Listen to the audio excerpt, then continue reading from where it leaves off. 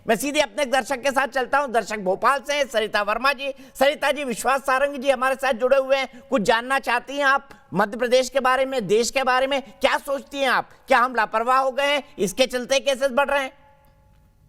दीपक जी, सबसे पहले आपको मेरा नमस्कार। और आज का आपका ये टॉपिक वाकई में बहुत ही महत्वपूर्ण है। मैं ये जानना चाहती हूँ कि विश्वास सारंग जी से मेरा सवाल है कि ये जो इतनी सारी बीमारियां बढ़ रही हैं, आज फिर से लॉकडाउन लगने का ऐसा सुनने में आया कि फिर से ऐसे चांसेस हैं, आखिर ऐसा क्यों हो रहा है? और जहां तक मुझे मेरा कहना है कि कहीं ना कहीं इसमें प्रशासन भी जो है लापरवाही कर रही है। प्रशासन की लापरवाही की वजह से ही ऐसा संक्रमण बढ़ रहा है। लोग अवेयरनेस हो रहे हैं। आज लोग कोरोना के डर से नहीं बल्कि चालान के डर से मास्क यूज करते हैं। उन्हें कोरोना का बिल्कुल कहीं भी डर नहीं रह गया, भय नहीं रह गया है। तो विश्वास सारंग जी, इस बारे में आप क्या कहना चाहेंगे? विश्वास भाई, क्या बोलेंगे आप? क्या वाकई लोगों में डर अब कम हो गया है? मैं देख रहा था, लोग बता रहे थे पहले डर था 100, अब डर हो गया है 10।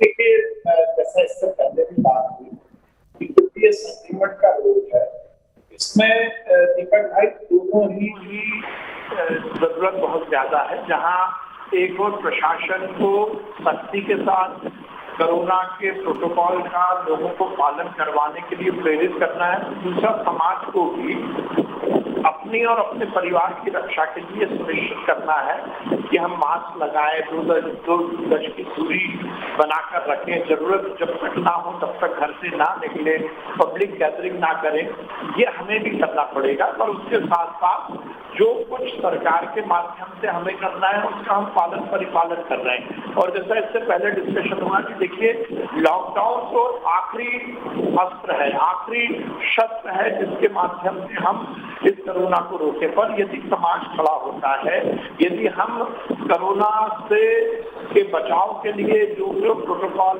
निर्धारित किए गए उनका पालन करते हैं, तो बिना लॉकडाउन के ही हम स्थिति पर काबू पा पाएंगे। लॉकडाउन हमारी आखिरी मजबूरी होगी, क्योंकि प्रधानमंत्री जी, जैसा आपको याद होगा, जब कोरोना शुरू हुआ तो प्रधानमंत्री जी ने कहा था जान है और तो ही जहान है। और उसके बाद अर्थव्यवस्था को पटरी पर लाने के लिए नारा बदला और उन्होंने कहा कि जान भी है और जहान भी है। हमें जान का भी ध्यान रखना है और अपने जहान का भी ध्यान रखना है।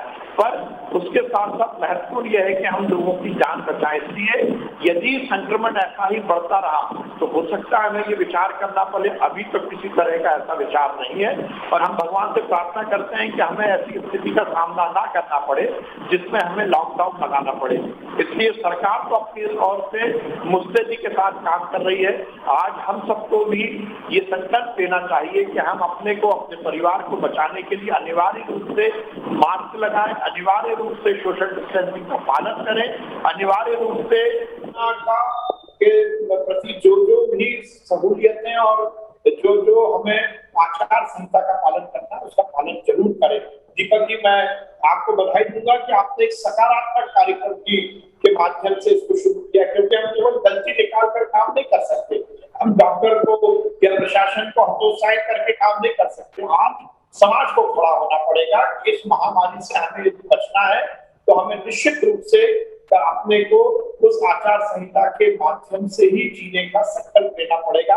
हम वैक्सीनेशन से जुड़े, मैं प्रधानमंत्री जी को और इस देश के हमारे वैज्ञानिकों को बहुत धन्यवाद दूंगा कि उन्होंने इतने जल्दी वैक्सीन बनाई है, एक सफल और सुरक्षित वैक्सीन बनाई है।